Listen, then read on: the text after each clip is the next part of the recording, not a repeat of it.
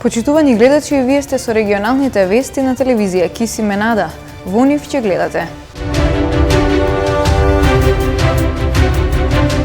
6 месеци по несреќата во модуларната болница во Тетово нема одговорност. Предистрагата се уште трае.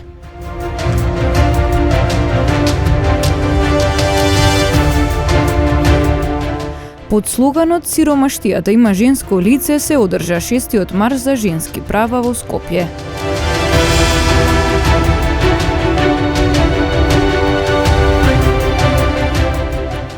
Алијанса за албанците одржа пресконференција во врска со поскапување на горивата и даде свои предлози за ублажување на состојбата.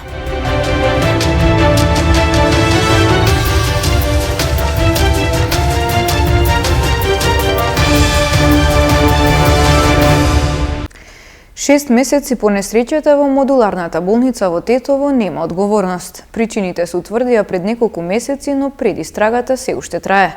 Се уште не се знае дали некој кривично ќе одговара за несреќата.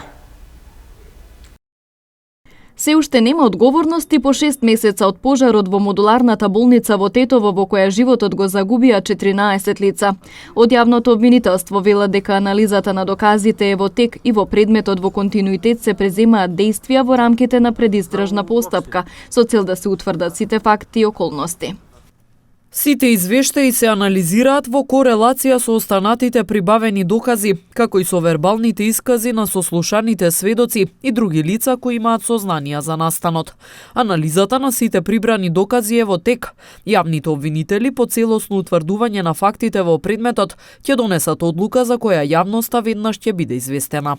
Претходно беше објавено дека вештачењето на МВР утврдило дека пожарот настанал како последица од електрична куса врска преку висок преоден отпор во приклучниот кабел на дефибрилатор со кој се вршела реанимација на пациент. Биле извршени уште 2 вештачења од Технолошкиот факултет и од електроинженер, додека извештајот на германските експерти во поглед на директните причини за настанување на пожарот не се разликува многу од она што го утврдија стручните лица од Оделот за криминалистичко-технички испитувања и вештачења. Граѓаните велат дека јавноста треба да знае кој е одговорен за трагедијата. Тоа не само да дознаат, него и тоа више требаше да биде завршена процедура. Многу е каснето, бидејќи овде нема правда и не е реализирано процесот до крај. За надлежни институции дека што ќе биде, што ќе реше они, тешко тие што си замине. Никој ништо не одговара за народот кој страда по улици, по овие несреќи, пожарите, поготово за болницата. Пожарот во модуларната болница избувна вечерта на 8 септември 2021 година околу 21 часот и за само неколку минути го проголта целиот објект. И по 6 месеци опожарениот објект на модуларната болница се уште е тука.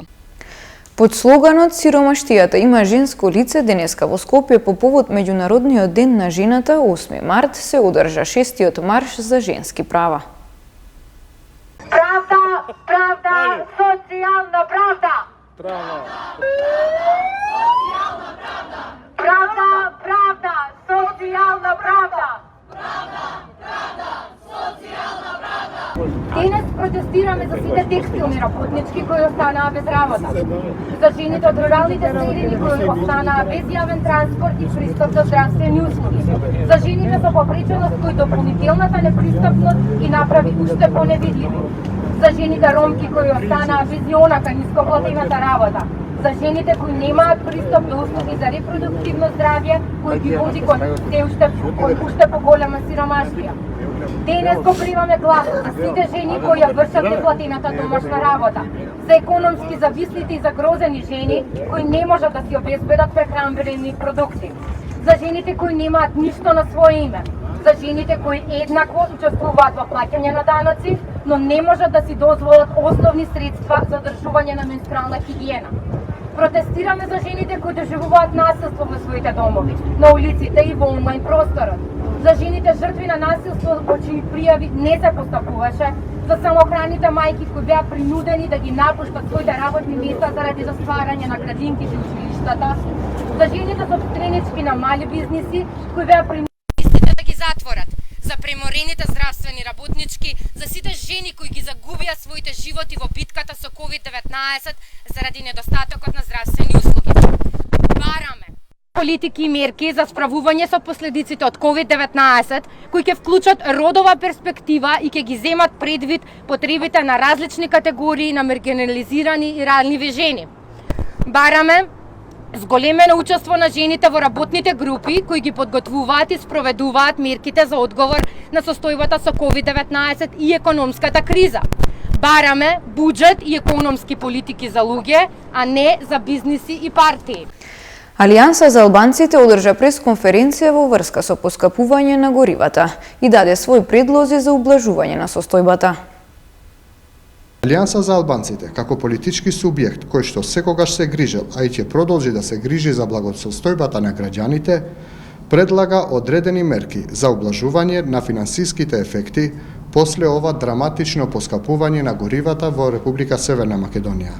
Поконкретно предлагаме намалување на акцизата од 22 денари за бензинот на 15 денари, како и за дизелот од 15 денари, што е моментално, на 9 денари. Предлагаме намалување на данокот на додадена вредност, ДДВ, од 18% на повластена стапка од 5%. Исто како што направија и со цената за струјата, што исто така беше предлог на Алијансата за албанците, кој што резултираше позитивно, иако првично владата беше скептична и одбиваше да го прифати овој предлог. Бидејќи цените на светските берзи секојдневно се зголемуваат, ние предлагаме владата да примени замрзнување на даноците и акцизите на ниво на вредноста од пред една недела, конкретно на 28.2.2022 година.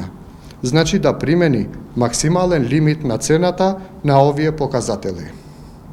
Четврт предлог да се намали наможниот минимум и трговската маржа од трговците на мало. Овие мерки треба да се преземат час поскоро, бидејќи поскапувањето на цените на горивата се предвидуваат и во деновите во текот на следните недели. За третина помалку заразени, починати и хоспитализирани од COVID-19 минатата недела, се вели во најновиот извештај на Институтот за јавно здравје. Регистрирани се 2504 нови позитивни случаи од 34 градови во државата, со намалување од 32,3% во однос на минатата недела. Процентот на позитивност се движи од 9,4% до 18,4%, просечно 14%. Според неделниот извештај на Институтот за јавно здравје, во периодот од 28 февруари до 6 март, тестирани се вкупно 17.416 материјали во лабораториите во кои се спроведува молекуларно тестирање и антигенско тестирање за присуство на SARS-CoV-2, со намалување од 9,4% во однос на минатата недела. Најголем дел од регистрираните случаи се од Скопје, а највисока неделна инциденца е регистрирана во Кавадарци, Скопје и Демиркапија. Регистрирани се заболени лица во сите возрастни групи. Најзастапена е возрастната група на лица на возраст над 60 години. Најмал број е регистриран кај возрастната група од 0 до 9 години. Во однос на претходната недела се забележува намалување на бројот на заболени кај сите возрастни групи, со најзабележително намалување од 46,9% во возрастната група од 0 до 9 години. Согласно новиот алгоритам за оздравување, во текот на минатата недела со статус оздравени се стекнале 3511 лица во хоспитализирани услови или на домашно лекување. Во текот на минатата недела вкупно се пријавени 372 реинфекции, со намалување за 31,5% во однос на претходната недела. Пријавени се 44 смртни случаи во 17 градови во текот на изминатата недела, за 35,3% помалку во однос на претходната недела. Најголем дел од нив се од Скопје. Во однос на возраста, најголем број од починатите припаѓаат на возрастната група над 60 години, а регистрирани се починати лица и кај возрастната група од 40 до 49 години и од 30 до 39 години. Во продолжение слушнете ги деталите од полицискиот билтен на секторот за внатрешни работи Тетово. Полициски службеници ноќеска 20 на минути по полноќ во казино на улица Илинденска во Тетово, во кој била спроведена акцијска контрола, лишеле од слобода 19-годишникот Тетовска Брвеница, кој им покажал, односно употребил лажен вакцинален сертификат. Тој е задржан во полициската станица Тетово и по целосно документирање на случајот ќе му биде изготвен соодветен поднесок. Вчера вечер околу 23 часот и 40 минути на улица Илинденска во Гостивар приведени биле 26, 24 и 22 годишници, сите од Гостиварско Форино, кои го нарушиле јавниот ред и мир откако излегле од возило со кое се превезувале. При преглед кај возачот бил пронајден и одземен нож. По документирање на случајот на инволвираните, во овој случај ќе им бидат изготвени поднесоци по Законот за прекршоци против јавниот ред и мир и Законот за оружје. Вчера во 18 часот и 30 минути пак 36 годишен тетовец пријавил дека во близина на Тетовскиот трговски центар околу 16 часот неговиот малолетен син бил пресретнат и физички нападнат од тројца други малолетници, кои потоа повторно го нападнале и избегале. Се преземаат мерки за целосно расчистување и документирање на случајот. 47 годишен гостиварец пак вчера во 21 часот и 30 минути пријавил дека на улица Белградска пред неговата куќа околу 20 часот бил физички нападнат од неговиот 28 годишен сосед, а поради недоразбирање околу паркирањето на нивните возила. Се расчистува и документира и овој случај. 29 годишникот Гостиварска Лакавица вчера во 13 часот и 20 минути пријавил дека еден час пред тоа во близина на клучката за Тетовско Жеровјане физички бил нападнат од 3 лица, кои слегле од возило и веднаш се нафрлиле врз него. Според пријавиното, еден од напаѓачите употребил остар предмет и успеал да му ја одземе чантата во која имал пари. Се преземаат мерки за расчистување и документирање на случајот. Вчера во 19 часот и 10 минути пријавено е дека на магистралниот пат Кичево-Гостивар во близина на Средковски мост се случила сообраќајна несреќа во која учествувале две патнички моторни возила, Ауди со гостиварски регистарски ознаки, управувано од 38 годишен гостиварец, и Сузуки Свифт со струшки ознаки, што го управувал 53 годишен стружанец. Во несреќата 63 годишната сопатничка во Аудито здобила тешки, а двајцата возачи и малолетниот сопатник исто така од Аудиото телесни повреди, констатирани во Гостиварската општа болница Ферит Мурат, каде што биле пренесени за окажување на лекарска помош. На местото на несреќата увид извршила екипа од Оделението за внатрешни работи Гостивар.